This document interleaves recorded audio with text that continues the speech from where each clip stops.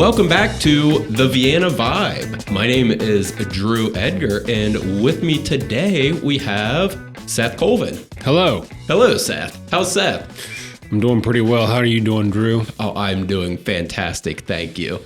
So Seth is running for Vienna City Council, as you may have heard last week. That is correct. So Seth, for people who may not know who you are, I think we've met once, maybe.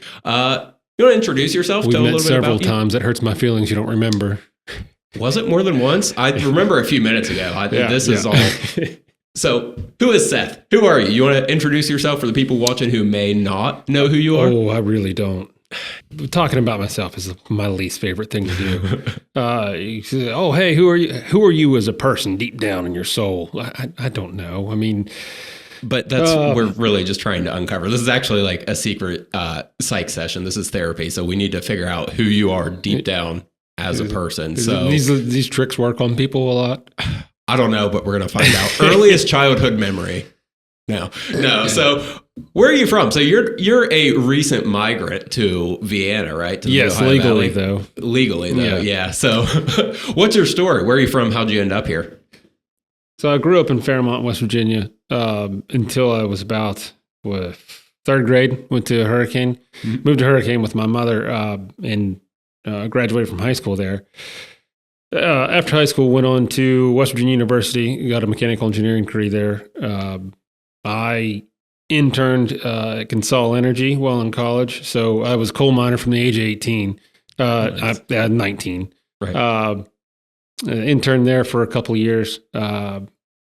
Then eventually got a job with Kennametal out of school. Kennametal, they make metal cutting tools, but they have a mining department, and I was an applications engineer for them. And the job came with a lot of travel. It was pretty cool. Went to different mines, surface, underground, all over North America and Mexico and Canada. It was a pretty cool job. But I met my wife, Sydney, in 2011. Mm-hmm. And we sort of had the wanderlust thing going, and wanted to move somewhere. I eventually had a friend that was living in Bakersfield, California, that got me a job out there. Mm-hmm. So we moved to Bakersfield in 2012, I think. And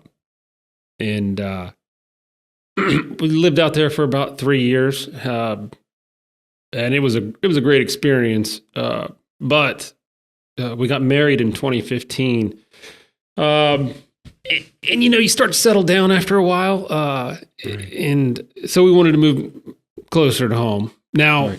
We made a mistake because we overshot home and went from California to right outside of D.C., which was, a terrible decision.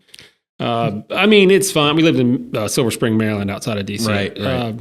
So it's a decent enough place. It's just the big city life was not for us. Yeah. And we ended up having our first child while we were still in Maryland. And then it was really time to get back home, me being from Fairmont, I started looking around what was available in West Virginia, and found a job in Morgantown back in the mining industry, which was, it was a good fit for me. So I was the engineering manager for a company called Tiefenbach North America. And that was a great experience. That company at the time was the perfect balance, like I say, of a company that's big enough that they have some cash flow, you're able to do some things, and it's also small enough that you don't have that corporate structure that's just really bureaucratic and overbearing. Right. That was a good place for me. I learned a lot there about management and the management of departments and projects and things like that, hiring, all kinds of stuff. Good. So, question, what interested you? We almost got here. We almost got there. Yeah, we were almost there, and I interrupted. I was just going to ask, what got you interested in mechanical engineering? Why did that end up becoming the path that you took? I tell you, and maybe you remember, I don't know, when were you born? 1987. 87. Sort of about the same age. I was born in 85. Right. Gran Turismo 2. Yes. Yep. That's That was on PlayStation 2. That was PlayStation 1. I'm going to fact check you here. Was it PlayStation 1? 2 was on 1. 3 was the first one on 2. I spent so many hours of my young life on Gran Turismo 1 and 2. Yeah. Yeah. Gran Turismo 2. It was... Yeah. Could you play it on it too? I remember playing it on it too. 2 had backwards compatibility. Okay. Yeah. That must have been what it was. But man, we logged tons of hours on that game. And it was really, I think that was the first time. I don't know if you could do it in 1. I never really played 1. But you could, yeah. Modifying cars and all that stuff. And it kind of got me into vehicles. And I was, man, I just want to go to school and design race cars. That's what I want to do. Race cars and spaceships. Right. Yeah. And so for anyone watching who is maybe not the same level of nerds growing up as we were, so Gran Turismo is this racing simulator for the original PlayStation, so on and so forth, still going now. But it was one of the first experiences like that was really, really in-depth, where you can get really into the weeds with like modifying all of the suspension geometry and everything in the cars. And they're all like interconnected and how they actually affect things in realistic ways. And it's one of those things that if you have the right type of brain for it, it's a really eye-opening, man, you can get down to such granular levels with this and seeing like how intricate all these things are and figuring out how all of those work. You end up spending more time messing with the cars than you actually do like, racing and playing the game. Right, exactly. Yeah. And that's kind of like, I am not an engineer. I didn't take that same path, but had a kind of similar experience where you just see how those things work. And it kind of like, if you have the right type of brain for it, it's a really eye-opening type of experience. So yeah, I could follow that. So it seems like from your career, you've kind of done a lot of that sort of more analytical type of thinking while also staying in fields that let you actually get your hands dirty and interact with things. Well, right? Problem solving, all engineering is, and then, I've always had difficulty explaining to people, say, what do you do? And, I have to decide on how much detail I'm going to get into on, but it's just there's problems, and they need somebody to figure out a solution to them, and the figure it out is what I did. It's what an engineer does. Right. Yes. And I guess we can get back to where you were trying to go before I interrupted you. So you guys were in Silver Springs, Maryland. Then you started looking around kind of the Fairmont area, and then question mark, and now you're here. Yeah. So in probably 2022 sometime, we were here visiting, this warehouse, and Tim TV Geist Manufacturing is a part of it. Right. Yeah. Yeah. And so your wife, Sydney, that's Jim Leach's daughter, actually. And so you have some connections with Jim, obviously. And so that's correct. Yeah. Yeah. And so what do you do now here? Like you just said it, you have kind of trouble when people ask you what you do, deciding how in depth to answer that. Okay. So what's your life look like now? Where I left off of the last part of my story there from Morgantown. Yeah, so Jim was showing me around his warehouse, and I noticed one of the buildings say TV Geist Manufacturing on it. And I asked Jim if there was actually still a machine shop in there. And actually, it's Tim Geist Machine Shop, and he's actually looking to sell his business and retire. And I had always had an interest in manufacturing, machining from my time, as an engineer, and I've always been involved with manufacturing in some kind of way. I was usually on the design side of it, but I had to work with the machinists and manufacturing quite a bit because, if you can design whatever you want to, but if it can't be made, it's useless. And I really got into it, especially at my job in California and before that at Kennametal. Not to mention... I'd gotten a 3D printer at some point. You ever mess with a 3D printer? I haven't really, and I've always wanted to. I just, for whatever reason, never have. Well, they're a lot of fun. I mean, you can download any models from the internet, but it really gets fun when you have a lot of experience with design software and you can make whatever 3D model you want to and print it. Mm-hmm. Anyway, the way those operate are similar to the way a CNC machine operates. Now, I had never operated a CNC machine before in my life, but I figured I could figure it out. Right. Yeah. It can't be that hard. People just go look at YouTube. It'll be fine. Yeah. YouTubing. Yeah, you'll get into the crashes of CNC machines. Have you ever seen those videos? No, but I kind of want to now. Yeah, so this is a machine with tons of horsepower that cuts metal, and if you tell it to murder itself, it 100% will. It's crazy. But anyway, so this is something I had a passion for, and I always had a dream of hanging a shingle out and trying to make a go of it on my own. So we were able to buy that business, and we incorporated Geist Machine LLC in 2023. It was an existing business. I like the name Geist, and Geist Machine sort of what stuck with it. But that was the main draw in getting us to Vienna. It's sort of this the dream of owning your own business and doing it in something that I was truly passionate about. Right. Yeah. That opportunity was there for you guys to kind of, plant your flag and start trying to make a go of it.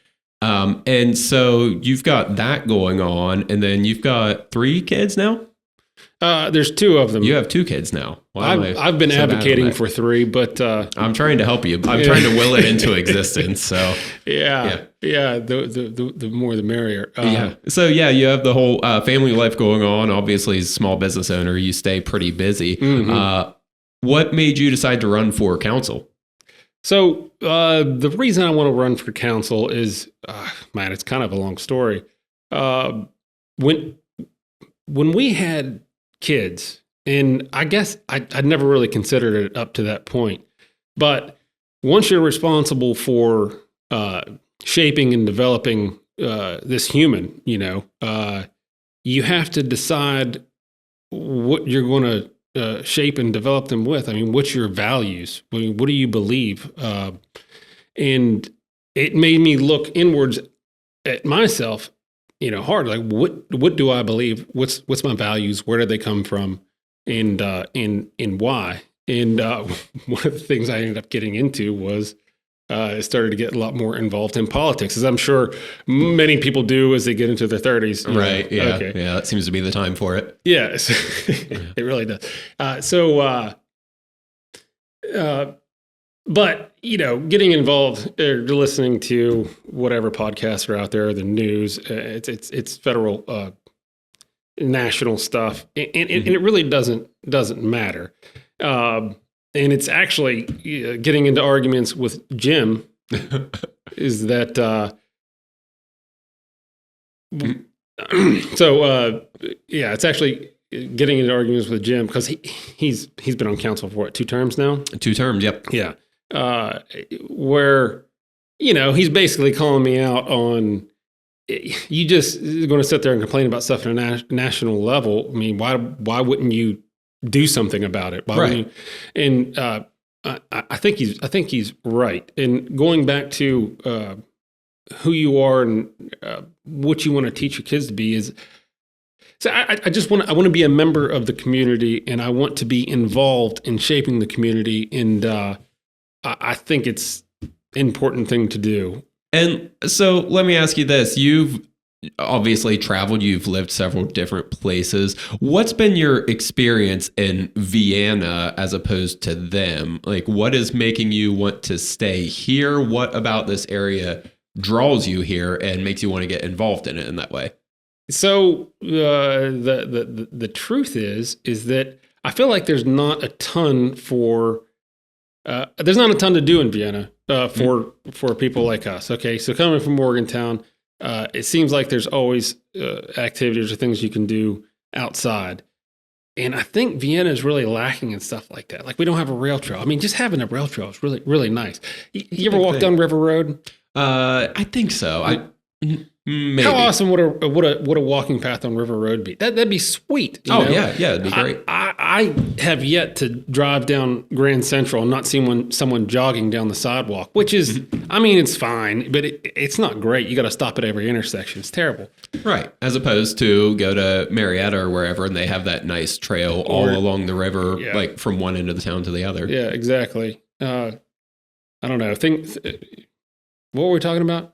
What your draw is to Vienna, why you're wanting to get involved, and what you'd Well, I guess I hadn't asked this yet, but my next question was going to be kind of what you would like to see happen in Vienna and what you would like to kind of move towards. I think there's a lot of potential at Johns Manville for something cool. I mean, I have no idea what that would be, but something for the community that would be, I don't know, more recreational. It's right there beside Spencer's Landing, which also has a lot of potential to be developed into things to do, Right, yeah. But that's also, I mean, I've heard this complaint from other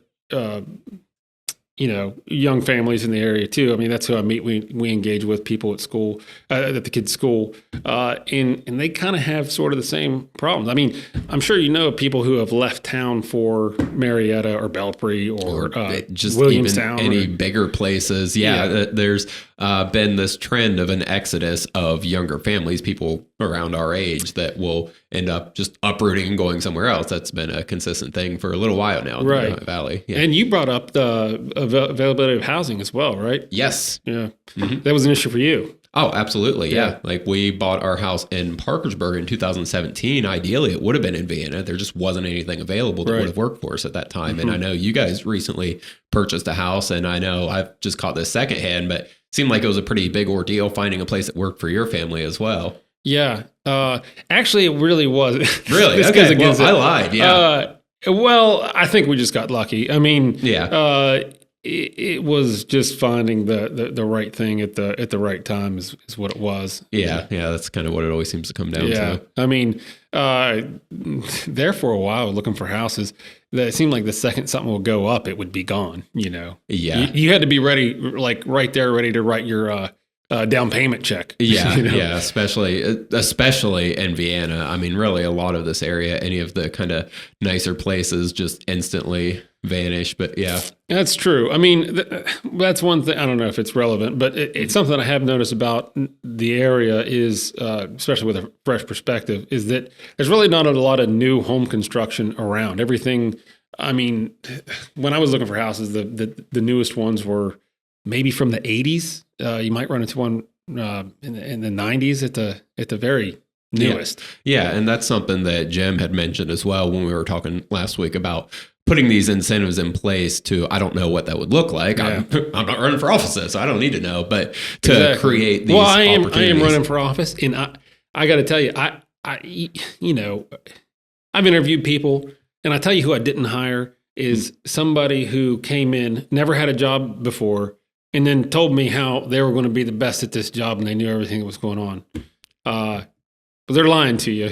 Right. Absolutely. Yeah. Yeah. So how would you think that your background, your experience as an engineer working on all these projects that you have, and a lot of them at pretty high level and managing these things from the top down, how do you think that would translate into your leadership ability? How do you think that would help inform your public service? Well, so... like I said, I can't say for certain, but I can tell you, having experience in project management, it's I always try to explain it. It's really easy work that's very difficult, because my opinions of project management is staying on top of tasks and being the person who drives dates and makes it happen. You have to bird dog everything, and then also be looking forward and make sure that your plan is coming together like it needs to without going over budget or taking too long. So as far as the way that translates to city council, staying on top of things in an intelligent way and keeping track of everything is what you have to do. As far as my engineering background, I think the core of any municipality, what their main purpose is to keep the utilities and infrastructure going. And those are all mechanical systems, and mechanical systems that I have some kind of tangential experience with, So I think I could make informed decisions on, I don't know, things, water valving or whatever there is involved. I like I say, I don't honestly really know. Right. But having that extra layer of familiarity with these different type of projects that are, like you said, at least tangentially related to what's going on there, and having the thought process to be able to critically evaluate all these things and come up to speed on them pretty quick. Seems to me like it would be pretty helpful. Right. For a lot of those things. So there has been, I guess, some criticism floating around that I've seen online about, I guess, the different candidates' connections and these people running on a slate and, whatever those complaints may be. Specifically with you, it's the fact that your father-in-law, Jim, is on council, and people say that some of the concerns I've seen, I guess I'll phrase it that way, are that maybe he's just trying to recruit people that would be part of his team and just be some yes man. Do you have any thoughts on that, or how would you respond to that type of criticism? So I don't get the argument. I mean, there's a whole slew of jokes out there about people not getting along with their in-laws. I mean, you get along with your in-laws, they're their favorite people. I know you can't say don't worry about it. I'm sure I get along with them perfectly fine. Yeah. I could not run in a political office with my dad. Love him to death. Would not work. Yeah. Have you ever worked with your dad? Yes, and I'm more inclined to disagree with him on things vocally than someone I don't know. Just because, I don't know. He's your parents. I worked with my dad, and it was the same way. I mean, he really laid into me a couple times, and I learned my lesson. And he was right, and I was wrong. Right. But no, Jim and I. To be completely honest, it probably took us about a decade or so to really warm up to one another. And I do admire and respect Jim, but we get along on almost nothing. And I told him that when because he's the one, he suggested that I run. I told the story earlier.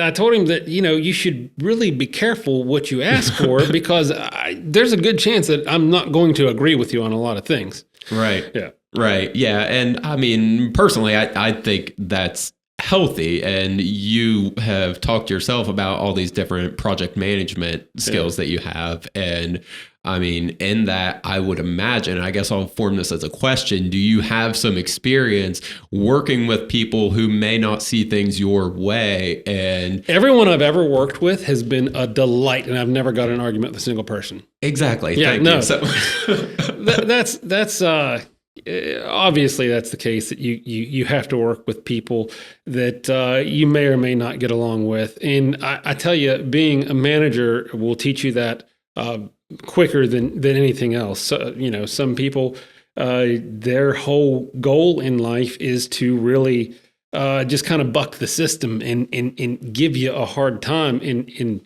figuring out a way to relate and get those people to work with you is it's something that I struggled with. It's a skill. It's hard to do, but you can do it. Right. And even, taking their suggestions into consideration and trying to decide whether they're right and you're wrong, just like you said with your dad. I would never do that. I'm always right. Okay. Well, see, my issue with that is that you're kind of implying that I'm not right. Yeah. And so this seems insurmountable. No, honestly, I really think, if I have been effective in some of my various roles and jobs, it's because I always seek input. Nothing drives me crazier than you'll see these younger engineers get out of school, and I know I've trained them, and they got this, I got an engineering degree, I'm the coolest thing there is. And they don't want to take anybody's opinion for anything. What I always did is ask the machinist who's making the part, or ask the guy who's using the part, how can we make this better? What kind of value can we add to this thing? I went a lot further that route than I did just on engineering expertise. Right. Yeah. That knowledge of what you don't know. Functional knowledge. Yes, right? Exactly. Realizing that, hey, there are people that are going to be more informed than you on these specific things. That's and correct. So you should seek out what they have to say, and just being able to understand and rely on the advice of professionals on other things. It makes your life a lot easier. It certainly does. Yeah. Yes. So I think just kind of circling back around and give you a chance now that we've been talking for a little bit and maybe getting a little more comfortable with the whole podcasting environment. I was always comfortable with you, Joe. I was every time. Yeah. Well, I appreciate that. Even though this is the first time we've met, that's great. Right. So, as a younger family recently transplanted into Vienna and, like you said, trying to stake out your claim here, trying to plant some roots, what would you like to see Vienna look like for you, for your family going forward? Let's say 5-10 years out. I mean, what kind of changes would you like to see? Boy, that's a hell of a question, Drew. I mean, Thank you. I worked hard on it. I've been sitting here thinking, how can I trip up Seth? I mean, whatever we can do for opportunities for employment, jobs in the area to attract younger people. Mm-hmm. I'd like to see that the availability of housing improve for younger families, in all the different levels. And also the amount of, community sort of infrastructure there is for activities, things to do. Yeah. Especially active activities. I mean, things to do outside. Yes, absolutely. And we have I always ask that we have the river down there, and to my knowledge, there's nothing really with access to the river. I mean, you got Spencer's Landing, but you can't get down there from that. There's this huge, great resource for recreation right there, and not any access to it. Right. Yeah. And I think Jim has mentioned, and don't fact check me on this, but that Vienna is the only city in this area in the Mid-Ohio Valley here locally that doesn't have some kind of riverfront access. Right. And it is, like you said, such a huge opportunity. And I mean, having that different recreation, like I'm in the same boat. I mean, there's just not a whole lot to do for myself and my kids outside. And Vienna, I will say to their credit, has been doing really good about bringing in a lot of these different big events and things for people to get out to do. Like, coming up soon, probably before I get this edited and put out, we have that balloon festival. I am blanking out on the name at it. I'm terrible at this, but Glow in the O. That's yes, right. We got it. Yeah, and like the Freedom Festival, there's been a lot of they've been Freedom moving Festival's great. Yeah, they've been moving in a great direction on that. There's been a lot of things, and I think just kind of shoring that up and getting some more kind of year-round infrastructure type places for people to that was a bad phrase. That was me just saying words that kind of sounded smart even though they weren't. But doesn't have to be good words, Drew. Doesn't just have to be good words. You got. Exactly. The words that I got, they're great. But yeah, just getting some of those establishments, some places established for families to go out and just do things. I mean, that sounds cool to me. I'm on board. Any kind of final thoughts that you would have? Any give me your best stump speech. What's your campaign speech here? I'm not a speech maker. No, I do not have one. If I keep staring at you long enough, will it happen? No, I'll look away. Okay, fine. Eye contact. No, that's fine.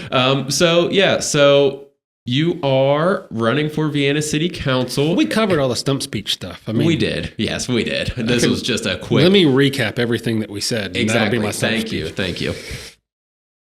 No, I'm not going to do that. That was perfect. All right, that's what I was hoping for.